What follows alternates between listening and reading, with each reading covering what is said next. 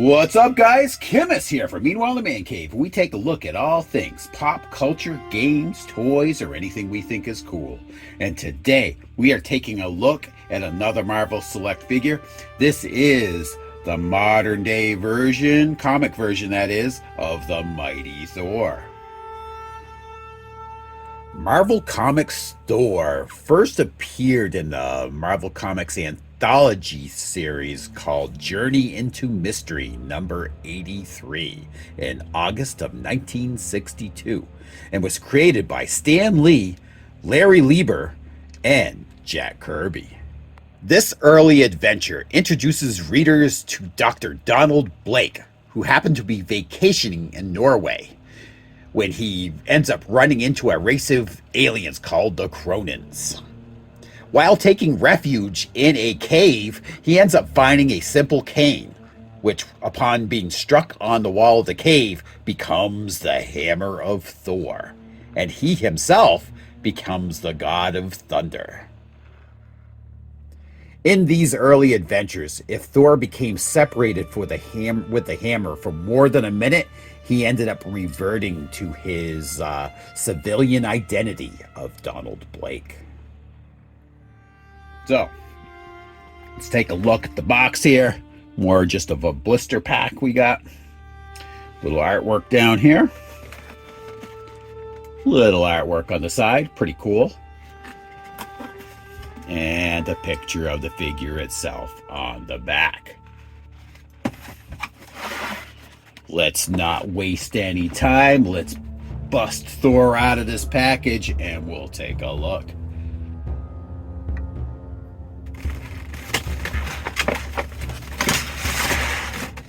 Okay, this figure comes with a couple of layers. The spinning hammer. That's pretty cool. If you watched our Beta Ray Thor video that we did earlier this year, he came with a similar peripheral. I like it. I kind of liked the Beta Ray Bill's version a little bit better because that one had the hammer kind of fading as the spin, so you could tell kind of where it was in its, as it was spinning. This one here pretty much is a uniform color throughout, but still pretty cool. Also comes with a figure stand. Let's pop this out of here. So, place you can attach it to his hand right here. Pretty cool though. And then you get your figure stand. All right, let's get these zip ties off Thor himself here and bust him out of the package. The ties are all off. We're gonna start off with the extra head here. So the extra head's cool without the helmet, but I prefer my Thor with the helmet on, so I probably won't display it with this head, but it's still nicely done. And kind of the rubbery hair. And the skin tones are nice. Eyes look pretty good.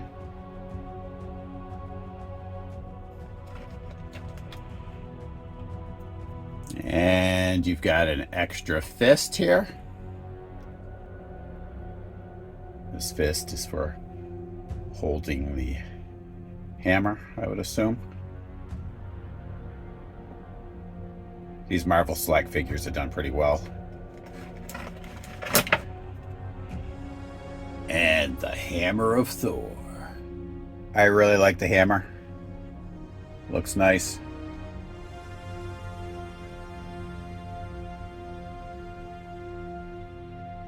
Shows some wear. You've got the handle, looks really good.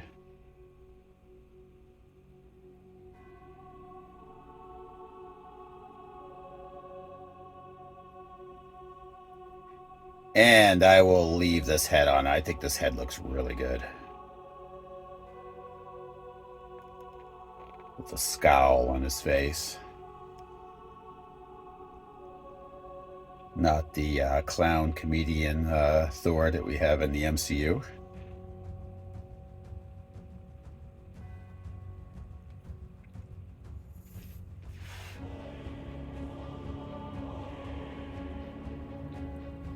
Muscles are done up really nice. Got some good shading on those. He does have a rubbery cape, which is nice. The armor looks good.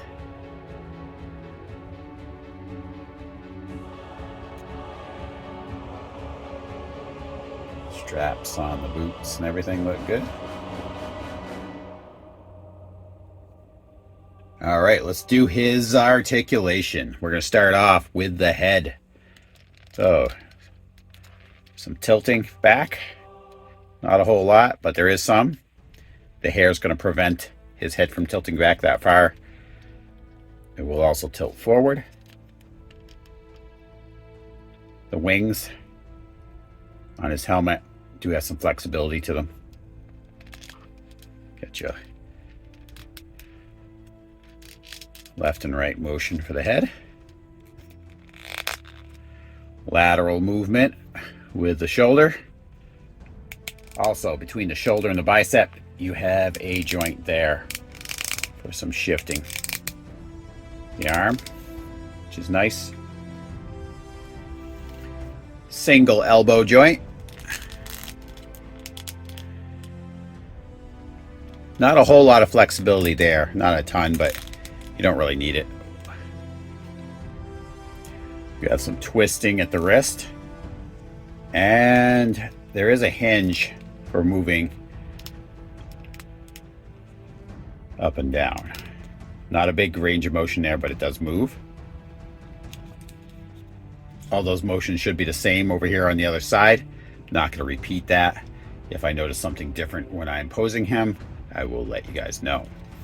Now, here at the abdomen, there is no crunch motion, but he does shift a tiny bit at the abdomen. Just not a lot. Not really sure why they even added it. At the waist, there is a little bit of motion there as well. Decent amount. The average motion that you're going to see in a waist. But as far as the abdomen goes, not much motion there at all. Leg-wise, yeah, no lateral movement for the legs. Part of that is probably because you've got this coming down, no flexibility there. So really no lateral movement. Down here on the upper part of his leg, you do have some shifting there. You can turn it as a joint right here. Allows you to position that, which I like, because if you're going to do like his foot planted, you can twist that and put his foot back to make it look like he's getting some leverage off the back foot. Leg will kick forward, but very little motion back. You've got a double knee joint here, which is good. Now, down here at his foot, you've got some forward and back motion with the foot. There's also some twisting here. Right here there's a joint, which is nice. So you can shift that around. That's really good. No toe joint though, unfortunately. I wish Marvel Select would add that. They have some great articulation with these figures, but that toe joint would be really nice. So, without further ado, let's get this guy in some poses, and I'm gonna tell you what I think. So here he is with the alternate head and holding Mjolnir with out the spinning action. I have to say though, I still prefer the helmeted version. but it's nice to have the option for both.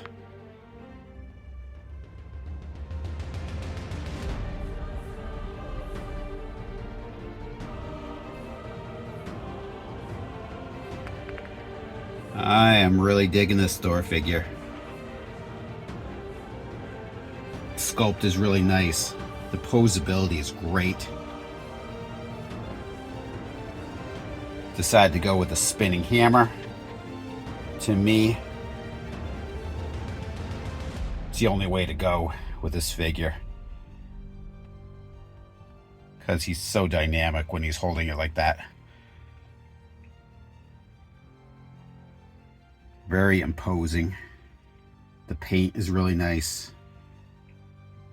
Marble Select has done it again with this figure. Material feels nice too.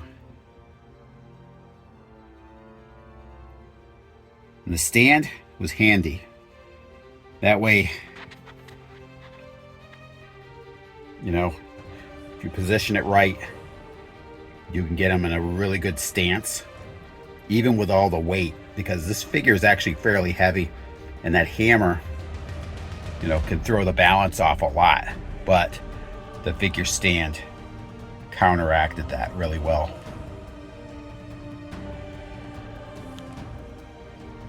So, in conclusion, if you're a Thor fan and you don't have this figure, go out and get it. This is, to me, a great 7-inch scale Thor.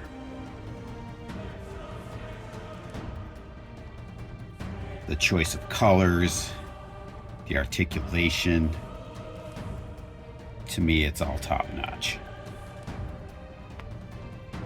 Anyway, I want to thank you guys all for tuning in. Come back for the next episode of Meanwhile in the Man Cave. I'll talk to you guys later.